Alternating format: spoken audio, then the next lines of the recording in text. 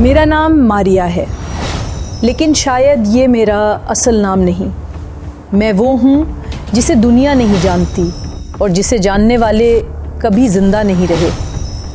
मैंने दुश्मन की आंखों में वो खौफ देखा जो वो खुद से भी छुपाता रहा। मेरे कदम वहाँ पड़े जहाँ किसी को इजाज़त नहीं, और मेरी खामोशी बहुत कुछ कह चुकी है।